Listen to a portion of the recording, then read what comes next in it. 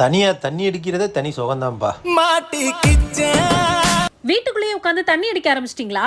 அங்க பாரு, நீ பாட்டுக்கு ஏதாவது பேசாத, ரீல்ஸ் எடுத்துக்கிட்டு இருக்கேன். ஆமா, குடியை கெடுக்கும்னு ஒரு கான்செப்ட். சரி, இப்போ நான் என்ன பண்ணணும்?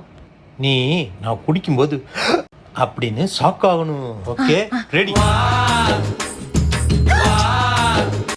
என்னப்பா கரெக்டா பண்ணு. ஐய போ.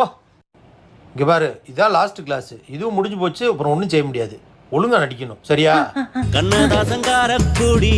Very good, very good, very good. சூப்பரா நடிச்சேன். ஆமா,